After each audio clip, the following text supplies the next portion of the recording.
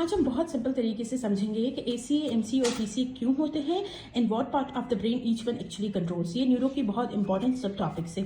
ACA क्या है? Anterior cerebral artery syndrome. जो एंटीरियर ये होते क्यों हैं तीनों? इसलिए होते हैं कि अगर each one of the artery में कोई डैमेज आ जाए, कोई ब्लॉकेज आ जाए, तो ये तीनों चीजें होंगी। अब एंटीरियर सेरिब्रल आर्टरी जो सिंड्रोम है, जो एंटीरियर सेरिब्रल आर्टरी है बेसिकली वो सप्लाई करती है medial part of frontal and parietal lobe को, जो हमारे बेसिकली लेग्स को कंट्रोल करते हैं, हमारी पर्सनैलिटी को और बेसिक बिहेवियर को। अगर इस आर्टरी का डैमेज होगा, ब्लॉकेज होगा, तो सिंड्रोम होगा। इसमें क्या होगा? कंट्रोलेटर वीकनेस ग्रेटर इन लेग्स में ज्यादा होगी और यूरिनरी एंड ब्लैडर इनकॉन्टिनेंस होगी एंड गेट डिस्टर्बेंस होंगी। फॉर एग्जांपल अगर लेफ्ट एंटीरियर सेरिब्रल आर्टरी का डैमेज है तो आपका राइट जो है वो लेग्स में वीकनेस होगी।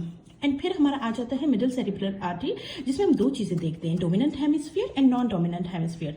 बेसिकली जो ऑल ऑफ द पीपल्स में ऑलमोस्ट जो डोमिनेंट हेमिस्फीयर होता है वो लेफ्ट होता है, ऑल राइट हैंडेड पीपल्स में। तो ये पूछना भी बहुत ज़रूरी है जब भी आपके पास कोई पेशेंट आता है कि आप राइट हैंडेड हो या फिर लेफ्ट हैंडेड हो। तो जो डोमिनेंट हेमिस्फीयर लेफ्ट के, अगर लेफ्ट मिडिल सेरिब्रल आर्टरी का डैमेज है तो आपका कंट्रोलेटर वीकनेस होगी, लेकिन ये वीकनेस आर्म्स एंड फेस में ज़्यादा होगी, क्योंकि हमारी मिडिल सेरिब्रल आर्टरी जो होती है वो सप्लाई करती है lateral part of the brain को, जो हमारे फेस, आर्म एंड स्पीच को कंट्रोल करते हैं।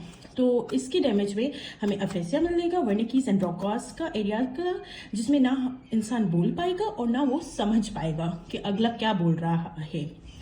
इसमें हमें राइट हेमी एनोपिया भी मिलेगा। नॉन डोमिनेंट जो राइट सेरिब्रल आर्टरी का डैमेज है वो हमें कंट्रोलेटर वीकनेस देगा, वही आर्म्स एंड फेस की, और इसमें मिलेगा कंस्ट्रक्शनल एप्रेक्सिया, जिसमें ना तो पर्सन ड्रॉ कर सकेगा और ना ही वो कुछ लिख सकेगा, एंड लेफ्ट हेमी एनोपिया मिलेगा। And then posterior cerebral artery, वो क्या होगा? क्योंकि पोस्टीरियर सेरिब्रल आर्टरी सप्लाई करती है ऑसिपिटल लोब में, और ऑसिपिटल लोब में हमारी होती है विजन, तो फिर इसमें हमारा विजन का लॉस होगा, जिसमें कंट्रोलेटरल होमोनोमस हेमी एनोपिया होगा with macular sparing and visual agnosia होगा। मतलब बंदा ना तो कुछ रिकॉग्नाइज कर सकेगा और ना ही डिफरेंशिएट। Thank you.